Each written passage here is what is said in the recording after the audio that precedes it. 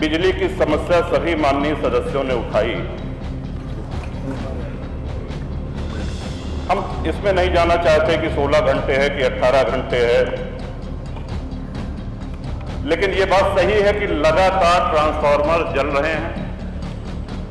उनको शीघ्र बदलने की व्यवस्था आपके माध्यम से मैं अनुरोध करूंगा कि माननीय ऊर्जा मंत्री इसका संज्ञान लें। और जो छापेमारी हो रही है, सही बात है कुछ लोग कटिया लगाते हैं, लेकिन ये हमेशा से लगाते रहे, उनके खिलाफ कार्रवाई हो। लेकिन जिस तरह की कार्रवाई हो रही है उससे सरकार के पक्ष में संदेश नहीं जा रहा है, आम जनमानस परेशान हो रहा है। और इतना भारी रकम जुर्माने का 1 लाख रुपए 2 लाख रुपए किसानों के ऊपर किया जा रहा है, और वही रकम कम करने के लिए बिजली दफ्तर के बाहर दलाल बैठे हैं। माननीय रघुराज प्रताप सिंह राजा भैया।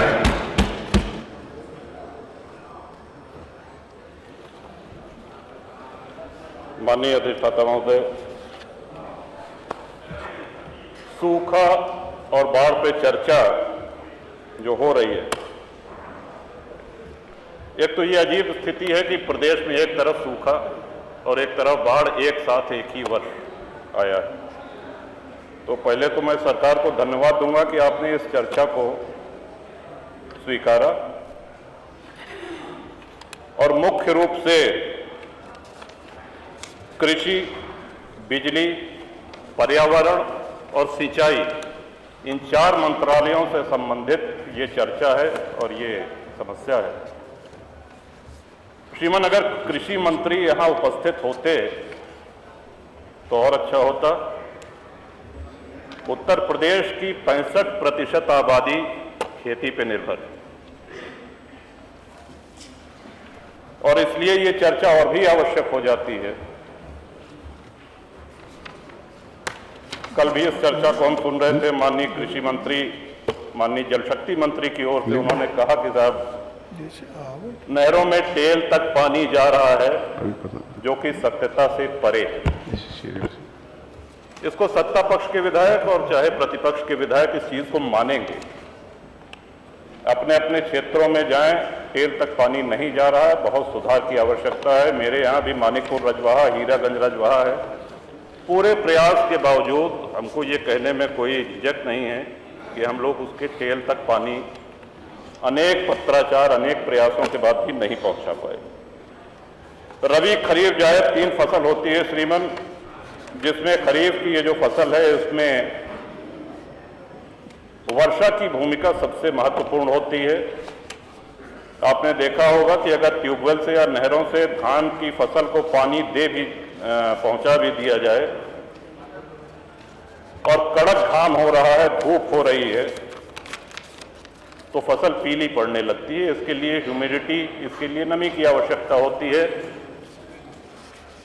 लेकिन प्रकृति के प्रकोप के बावजूद बहुत से ऐसे कदम हैं जिनको उठा करके हम काफी हद तक सूखा और बाढ़ से अपने प्रदेशवासियों को, किसानों को राहत दे सकते हैं। जब हम सूखा की बात करते हैं तो बात सिर्फ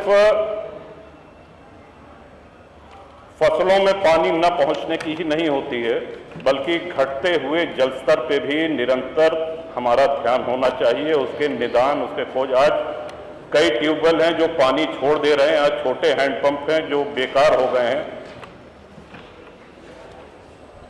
महामहिम श्री राज्यपाल के धन्यवाद प्रस्ताव पे बोलते हुए भी मैंने कहा था कि इंडिया मार्क II हैंडपंप एक आवश्यकता है जो सरकार अब मना कर चुकी है। अगर गांव में स्वच्छ पेयजल उपलब्ध है तो उसका पूरा श्रेय सिर्फ इंडिया मार्क II को जाता है। शायद ही गांव में कहीं कोई कुएं होंगे जिनका पानी पीने योग्य होगा, न के बराबर। घर घर नल योजना अच्छी होगी, अभी तक तो लागू नहीं हुई, जब लागू होगी तब इसका आकलन किया जाएगा। लेकिन लगातार जो बोरिंग खराब हो रही है इंडिया मार्क II हैंडपंप की, और उनको रिबोर करने का न तो पैसा हमको दिया जा रहा है, न ग्राम सभाएं इतनी सक्षम है कि उनको रिबोर करा सके, तो ये पेयजल संकट बढ़ता जा रहा है। श्रीमान, पर्यावरण की जहां तक बात की जाए, वृक्षारोपण बहुत जरूरी है, हम सबको सिखाया गया है और यही जुलाई अगस्त का महीना है कि व्यापक पैमाने पर सरकारी विभाग माननीय मंत्री से, माननीय मुख्यमंत्री जी से, सभी नेताओं से वृक्षारोपण का एक समारोह जैसा मनाया जाता है, फोटो खींचती है। कई बार यह भी कहा जाता है कि साहब इस बार रिकॉर्ड तोड़ वृक्षारोपण हुए हैं, इतना बड़ा वृक्षारोपण अभियान कभी नहीं हुआ है। लेकिन वो रोपित वृक्ष कितना चल पाते हैं ये भी देखना जरूरी है। अरे बच्चा पैदा हो गया तो बच्चे को लालन पालन भी जरूरी है। ये नहीं कि बच्चा पैदा कर दिया और उसके बाद में उसको खाना दे रहे हैं न पानी दे रहे हैं। तो वृक्ष को कितना संरक्षण, उसी जगह पे हर साल वृक्षारोपण हो रहा है, ऐसी भी कई समाचार में। रजनी तिवारी जी को जाना है आपके? लगातार पेड़ कटने से सरकारी विभाग एकदम आंख बंद करे है। एक्सप्रेसवे है, हाईवे हैं, सड़कें चौड़ी हो रही हैं, होनी चाहिए। लेकिन जो पेड़ कट जा रहे हैं वो देसी आम के हैं, महुआ के हैं, वो हमारी पीढ़ी अब अपने जीवन में वो पेड़ नहीं देख पाएगी। छायादार वृक्ष आज सड़क के किनारे बहुत आवश्यकता है इसकी। थोड़ा बहुत किया भी जा रहा है, लेकिन फिर वही समस्या आती है कि जो वृक्ष हम रोपित कर रहे हैं उनमें से कितने पेड़ तैयार हो रहे हैं, छाया कितने दे रहे हैं। शहतूत है, पाकड़ है, महुआ है, देसी आम है, ये सब प्रजाति, इस पर चिड़िया भी बैठती हैं, इसके फल भी चिड़िया खाती हैं। तो इन वृक्षों को प्राथमिकता दी जानी चाहिए। और यूकलिप्टस जैसे पेड़ जो लगातार जल स्तर को नीचे करते हैं, इन पेड़ों पे प्रतिबंध लगना चाहिए। यूकलिप्टस के वृक्षों पे न उस पर चिड़िया घोंसला बनाती है, न बसेरा लेती है, और वो पानी का जल स्तर बहुत नीचे कर देता है। श्रीमान, बिजली की समस्या सभी माननीय सदस्यों ने उठाई। हम इसमें नहीं जाना चाहते कि 16 घंटे है कि 18 घंटे है, लेकिन ये बात सही है कि लगातार ट्रांसफार्मर जल रहे हैं। उनको शीघ्र बदलने की व्यवस्था आपके माध्यम से मैं अनुरोध करूंगा कि माननीय ऊर्जा मंत्री इसका संज्ञान लें। और जो छापेमारी हो रही है, सही बात है, कुछ लोग कटिया लगाते हैं, लेकिन ये हमेशा से लगाते रहे, उनके खिलाफ कार्रवाई हो। लेकिन जिस तरह की कार्रवाई हो रही है उससे सरकार के पक्ष में संदेश नहीं जा रहा है, आम जनमानस परेशान हो रहा है। और इतना भारी रकम जुर्माने का 1 लाख रुपए, 2 लाख रुपए किसानों के ऊपर किया जा रहा है, और वही रकम कम करने के लिए बिजली दफ्तर के बाहर दलाल बैठे हैं जो पैसा लेकर के और उस रकम को कम करते हैं। ये सभी क्षेत्रों की समस्या है, ये कोई मैं अपने अकेले विधानसभा की बात नहीं कर रहा हूं। तो माननीय, आपके माध्यम से माननीय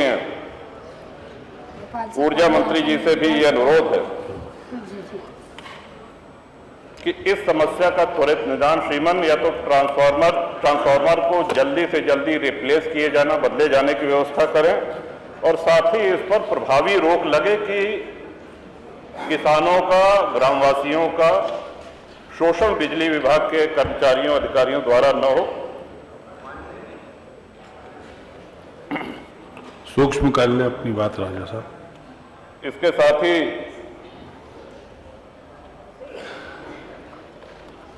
श्रीमान, प्रकृति की आपदा बचाई नहीं जा सकती, और टीवी पे भी हम लोगों ने देखा, और जो विकसित राष्ट्र हैं, यूरोप है, अमेरिका है, चीन है, किस तरह से गाड़ियां बही जा रही हैं, किस तरह से पूरे मकान ध्वस्त हुए जा रहे हैं। एक बहुत बड़ा कारण यह है कि प्रकृति का असंतुलित दोहन हमने किया है, और प्राकृतिक जो जल निकासी के मार्ग हैं उन पे इमारतें खड़ी हो गई हैं। इस कारण ये विनाश की लीला और प्रचंड हो जाती है। तो प्रकृति से खिलवाड़ करेंगे तो पहले तो प्रकृति चेतावनी देती है, उस चेतावनी को अगर हम अनसुनी करेंगे तो प्रकृति अपना हिसाब बराबर कर लेती है, जैसा कि कई देशों में और दूरदर्शन पे हम सभी लोगों ने, सभी साथियों ने देखा है। तो प्रकृति का सम्मान करते हुए जलाशय, वाटर हार्वेस्टिंग, इसको बढ़ावा दिया जाना चाहिए। सूखा और बाढ़ कोई ऐसी बात नहीं है कि बाढ़ आ जाए तभी हम बाढ़ नियंत्रण के काम करें, या सूखा पड़ जाए सूखा नियंत्रण के काम करें। ये निरंतर पूरे वर्ष चलने वाली योजना है, और इसको ध्यान दे करके आपके माध्यम से सरकार से निवेदन है कि इन समस्याओं का जो आम जनमानस की समस्या है उसको गंभीरता से लेकर के उनका निदान करने का कष्ट करें। बहुत बहुत धन्यवाद।